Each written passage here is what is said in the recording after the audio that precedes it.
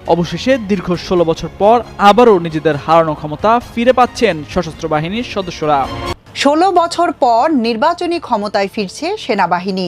কেন ভারতের গলা চেপে ধরছেন মার্কিন প্রেসিডেন্ট ডোনাল্ড ট্রাম্প? এবার তার ব্যাখ্যাও দিয়েছে হোয়াইট হাউস। ভারতে আওয়ামী লীগের রাজনৈতিক কার্যক্রম বন্ধের অনুরোধ সরকারের।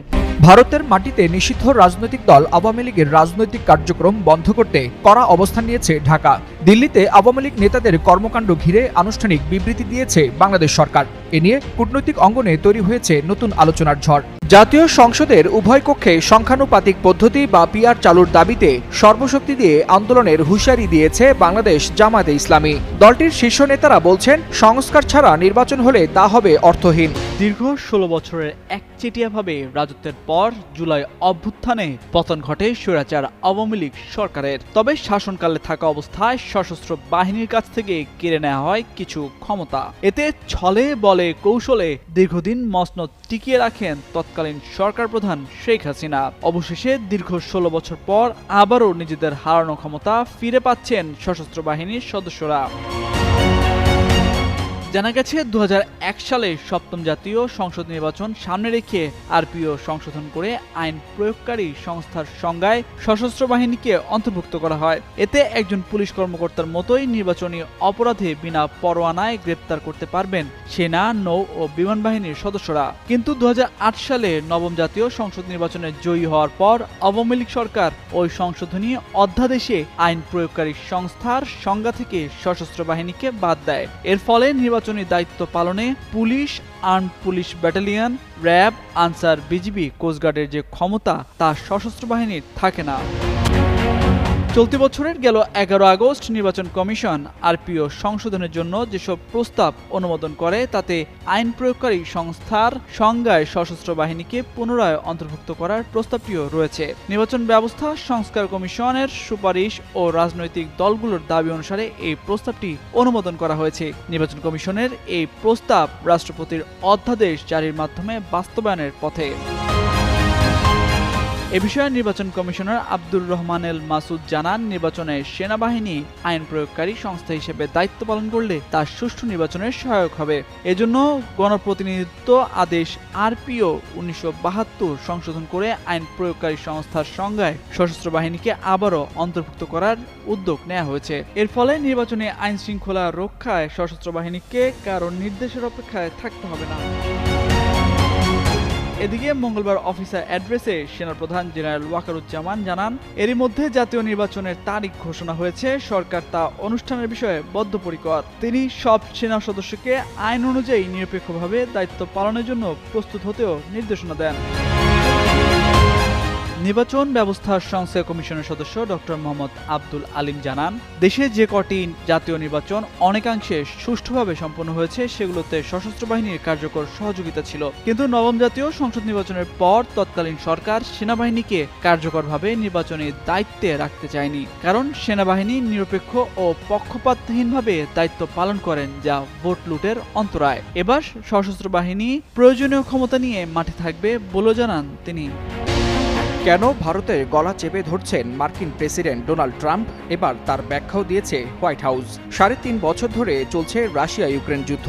একদিকে কমেডিয়ান থেকে প্রেসিডেন্ট হওয়া জেলেনস্কি, অন্যদিকে সোভিয়েত উত্তরাধিকার নিয়ে দাঁড়ানো আয়রন ম্যান খ্যাত ভ্লাদিমির পুতিন। পশ্চিমাদের কূটনৈতিক টেবিলে অসংখ্য বৈঠক, নিষেধাজ্ঞা আর সামরিক সহায়তা কিছুতেই যুদ্ধ থামছে না, বরং রাশিয়ার অর্থনীতি পশ্চিমা চাপের মাঝেও আশ্চর্যজনকভাবে টিকে আছে। অর্থনীতিবিদরা বলছেন, এর মূল কারণ রাশিয়ার জ্বালানি রপ্তানি। আন্তর্জাতিক বাজারে এখনও রাশিয়ার তেল গ্যাসই প্রধান শক্তি, আর সেই তেলের বড় ক্রেতা হলো ভারত। পশ্চিমার নিষেধাজ্ঞা তোয়াক্কা না করেই রাশিয়া থেকে ডিসকাউন্ট মূল্যে তেল কিনে ভারত একদিকে অর্থনীতি বাঁচাচ্ছে, অন্যদিকে আন্তর্জাতিক বাজারে রাশিয়াকে যোগাচ্ছে শক্তি। কিন্তু এখানে কূটনৈতিক সমীকরণ পাল্টানোর চেষ্টায় মার্কিন প্রেসিডেন্ট ডোনাল্ড ট্রাম্প। রাশিয়াকে চাপে ফেলতে ভারতকে টার্গেট করেছেন তিনি। এতদিন মার্কিন বাজারে ভারতীয় পণ্যে শুল্ক ছিল ২৫%। সম্প্রতি তার উপর আরও অতিরিক্ত ২৫% যোগ করে মোট ৫০% শুল্ক আরোপ করা হয়েছে। অর্থাৎ দ্বিগুণ শুল্কের বোঝা এখন ভারতের ঘাড়ে। মঙ্গলবার হোয়াইট হাউসের প্রেস সেক্রেটারি ক্যারোলিন লেভিট স্পষ্টই বলেছেন, এটি ভারতের বিরুদ্ধে পদক্ষেপ নয়, বরং রাশিয়াকে যুদ্ধ থামাতে চাপ দেওয়ার কৌশল। তার ভাষায়, প্রেসিডেন্ট যুদ্ধের অবসান চান আর তার জন্য তিনি সর্বজনীন চাপ তৈরি করছেন। ভারতকে ছাড়া রাশিয়াকে চাপে ফেলা সম্ভব নয়। প্রশ্ন উঠেছে, তবে কি এই যুদ্ধে ভারতের অবস্থান সবচেয়ে জটিল? একদিকে পশ্চিমা জোটের কৌশলগত মিত্র, অন্যদিকে রাশিয়ার দীর্ঘদিনের কূটনৈতিক বন্ধু। এমন অবস্থায় ভারতকে কেন্দ্র করে যেন তৈরি হয়েছে এক নতুন ঠান্ডা যুদ্ধের মঞ্চ।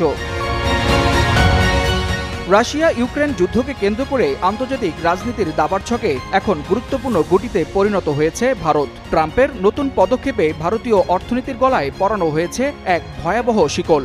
কিন্তু সেই শিকল কি রাশিয়াকে সত্যি হাঁটু গেড়ে বসাতে বাধ্য করবে, নাকি উল্টো ভারতের জন্য খুলে দিবে এক নতুন সংকটের দরজা? ভারতের মাটিতে নিষিদ্ধ রাজনৈতিক দল আওয়ামী লীগের রাজনৈতিক কার্যক্রম বন্ধ করতে কড়া অবস্থান নিয়েছে ঢাকা। দিল্লিতে আওয়ামী লীগ নেতাদের কর্মকাণ্ড ঘিরে আনুষ্ঠানিক বিবৃতি দিয়েছে বাংলাদেশ সরকার। এ নিয়ে কূটনৈতিক অঙ্গনে তৈরি হয়েছে নতুন আলোচনার ঝড়। বুধবার পররাষ্ট্র মন্ত্রণালয়ের দেয়া এক বিবৃতিতে স্পষ্ট জানানো হয়েছে, ভারতে আওয়ামী লীগের কোনো রাজনৈতিক অফিস চলতে পারবে না। এমনকি এনজিওর ব্যানারে রাজনৈতিক কর্মকাণ্ড ও সভা সমাবেশ আয়োজনকেও ঢাকা দেখছে দুই দেশের সম্পর্কের জন্য হুমকি হিসেবে। বিবৃতিতে বলা হয়, মানবতা বিরোধী অপরাধে দণ্ডিত ও ফৌজদারি মামলায় পলাতক আওয়ামী লীগের কয়েকজন নেতা সম্প্রতি দিল্লি প্রেস ক্লাবে এক এনজিওর ব্যানারে সভা করার চেষ্টা করেছেন। সেখানে উপস্থিত সাংবাদিকদের মধ্যে প্রচারপত্র বিতরণ করা হয়, যা ভারতীয় গণমাধ্যমে প্রকাশিত হয়েছে। ঢাকার কূটনৈতিক বার্তায় বলা হয়, নিষিদ্ধ রাজনৈতিক দলের এই ধরনের কার্যকলাপ বাংলাদেশের জনগণ ও রাষ্ট্রের প্রতি স্পষ্ট অবমাননা।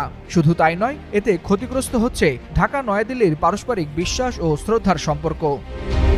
জাতীয় সংসদের উভয় কক্ষে সংখ্যানুপাতিক পদ্ধতি বা পিআর চালুর দাবিতে সর্বশক্তি দিয়ে আন্দোলনের হুঁশিয়ারি দিয়েছে বাংলাদেশ জামায়াতে ইসলামী। দলটির শীর্ষ নেতারা বলছেন, সংস্কার ছাড়া নির্বাচন হলে তা হবে অর্থহীন। নতুন বাংলাদেশ গঠনে জাতীয় ঐকমত্য কমিশনের জুলাই সনদে সংবিধান সংশোধন ও পিআর পদ্ধতির প্রস্তাবই এখন আলোচনার কেন্দ্রবিন্দু। তবে এই প্রস্তাব ঘিরেই বড় রাজনৈতিক দলগুলোর মধ্যে ব্যাপক মতপার্থক্য স্পষ্ট হয়ে উঠেছে। জামায়াতে ইসলামীর সিনিয়র নায়েবে আমির অধ্যাপক মুজিবুর রহমান সতর্ক করে বলেছেন, পিআর পদ্ধতি ছাড়া ভালো নির্বাচন সম্ভব নয়। তাই বাংলাদেশ জামায়াতে ইসলামী সর্বশক্তি দিয়ে এ দাবি আদায় করার চেষ্টা করবে। অন্যদিকে দলটির নায়েবে আমির ডাক্তার সৈয়দ আব্দুল্লাহ মোহাম্মদ তাহের বলেন, শুধু উচ্চ কক্ষে নয়, নিম্ন কক্ষেও পিআর পদ্ধতি চালু করতে হবে। তা না হলে এর প্রভাব সীমিতই থেকে যাবে। জামাত নেতাদের দাবি, পিআর পদ্ধতি চালু হলে একদিকে জনতার ক্ষমতায়ন ঘটবে, অন্যদিকে কমবে দুর্নীতির পরিমাণ। সংস্কার ছাড়া নির্বাচন হলে তা হবে আওয়ামী আমলের মতোই অর্থহীন প্রহসন। নাইজেরিয়ায় উত্তরাঞ্চলে এক মসজিদে বন্দুকধারী ডাকাতদের হামলায় অন্তত ২৭ জন নিহত হয়েছেন। নাইজেরিয়ার কাটসিনা প্রদেশে মঙ্গলবার ফজরের নামাজের সময় এই ঘটনা ঘটে। স্থানীয়রা আল জাজিরাকে জানান, মুসলিমরা যখন স্থানীয় সময় ভোর ৪টার দিকে মসজিদে নামাজ পড়ার জন্য সমবেত হন, তখন একদল বন্দুকধারী মসজিদটির ভেতর ঢুকে সরাসরি গুলি চালাতে থাকেন।